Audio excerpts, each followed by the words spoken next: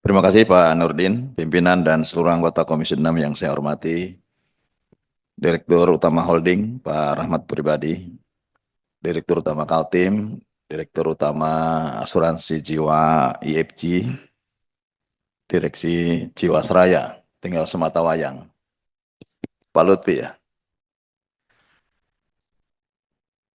Saya izinkan interaktif sedikit Pak, nanti. Ya.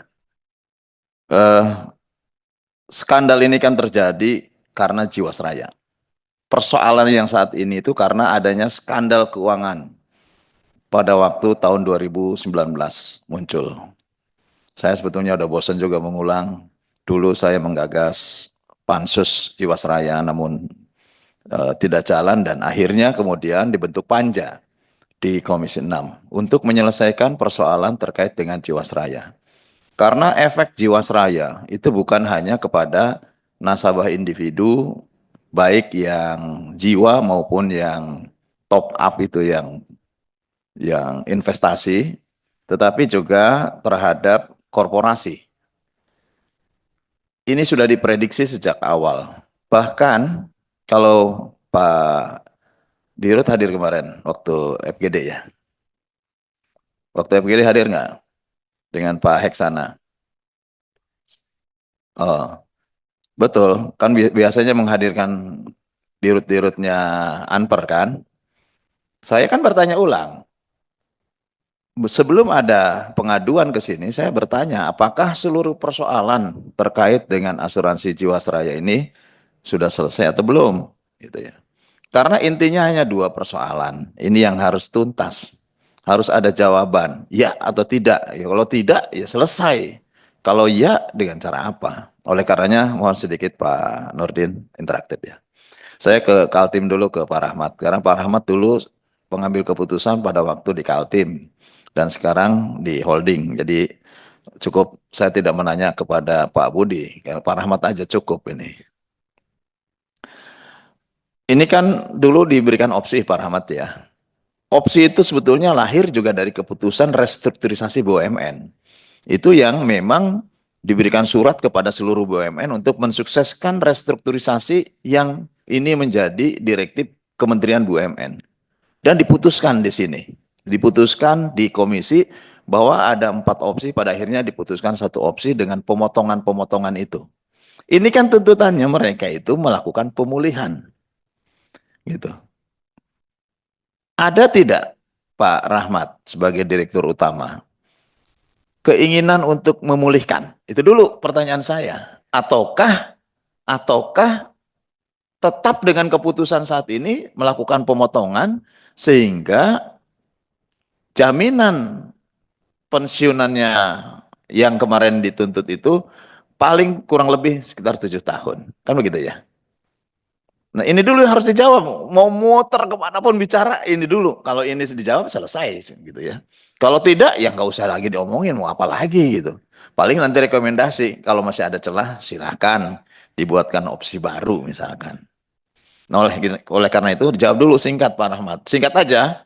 Apakah masih ada celah untuk bisa melakukan pemulihan atau memang ini given nggak bisa lagi karena misalkan sudah melalui fatwa BPKP dan kejaksaan misalkan. Karena dikhawatirkan nanti justru menabrak good governance, good corporate governance gitu ya. Coba ini jawab dulu Pak. Baik, terima kasih pertanyaan Pak Irman. Jadi menurut saya pertanyaan itu bukan ingin, mau, atau mampu, tapi bisa atau tidak bisa. Iya, Persoalannya itu ini tidak bisa karena tidak ada landasan hukumnya. Jadi kita sudah meminta masukan ke Jamdatun. Kalau kita tidak beritikat baik, tentu kita tidak menanya ke Jamdatun. Artinya ada niat kepada kami apa landasan hukum jika kita ingin melakukan itu. Ternyata Jamdatun bilang tidak ada. Nah, itulah makanya stuck. Tetapi ada beberapa hal juga yang kita juga tetap memberikan bantuan-bantuan ya, Pak Sus. sebentar. Ya, Pokoknya urusan tuntutan asuransi itu tidak bisa. Titik. ya. Ya, meski nanti ada kompensasi lain. Ada kompensasi lain yang belum dibicarakan dengan mereka. Belum. Nah, ini menurut saya nanti mungkin mohon kesimpulannya jika ada kompensasi lain Pak Nurdin, silakan segera diundang mereka kalau ada kompensasi lain. Karena dipastikan bahwa untuk pemulihan tidak bisa. Nah itu, saya kira ini nggak bisa lagi mau kemana-mana juga. Taruh loh Pak. Nah, ya, ya. Saya sih hanya di situ aja gitu loh. Kalau mau muter-muter ke Jiwasraya lagi, ke FJ lagi, nggak ketemu juga gitu ya. Nah, kalaupun ada celah lain silahkan nanti di dalam yang lain. Yang kedua, kasus kedua itu adalah terkait dengan pembayaran dari para pegawai, ex-pegawai Jiwasraya. Nah, jadi Pak Lutfi, tuntutannya adalah minta segera dibayarkan atau paling tidak ada kepastian pembayaran. Saya tahu bahwa ada dulu pejabatnya Jiwasraya yang pro 200 miliar kurang lebih. Itu juga adalah haknya yang harusnya dibayarkan kepada para pegawai. Gitu? Ya, kasus besarnya kan kita tahu lah siapa yang melakukan, dengan cara apa melakukan, udah tahu itu udah selesai. Tetapi apakah ada kepastian tidak Pak Lutfi pembayaran kepada pegawai itu? Bencok. Baik Pak Herman, terima kasih. Jadi terkait dengan pensiunan Jiwasraya, sebenarnya untuk manfaat bulanan sampai saat ini tuh mesti kita bayarin Pak. Manfaat bulanan. Iya, manfaat bulanan sampai saat ini kita nggak pernah nunggak, masih tetap bayar. Mei 2025, terus di Desember kemarin kita melakukan penambahan pendanaan 132, sehingga nambah napasnya nih Pak, sampai Desember 2028. Oke, yang dituntut selebihnya apa? Nah, menuntut selebihnya kan pemenuhan atas kekurangan gap dari gap Nah, defisit itu yang terjadi. jadwalnya kapan bisa Nah, diberikan itu? ini kan posisinya sekarang Jiwasraya ini tinggal nunggu waktu Pak.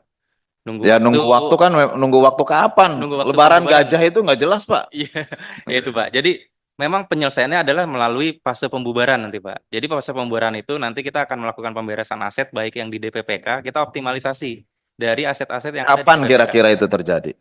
Di tahun ini juga Pak. Tahun ini? Iya. Tahun ini dipastikan kalau pembubaran ini terjadi, Iya. maka bisa dibayarkan.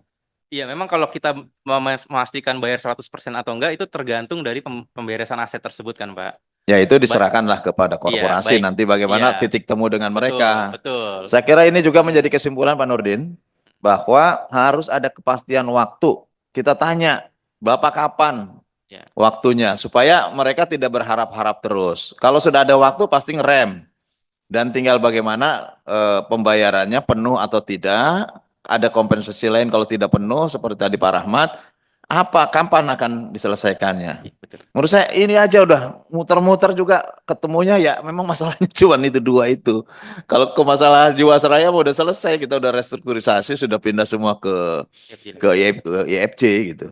Saya kira itu Pak Nurdin karena saya ingin menyimpulkan supaya nukik gitu. Nanti kesimpulannya komisi ini membantu terhadap para pengadu, tetapi juga tentu rasional dengan apa yang nanti menjadi keputusan di Pupuk Indonesia, Pupuk Kaltim maupun di Jiwasraya. Terima kasih. Assalamualaikum warahmatullahi wabarakatuh.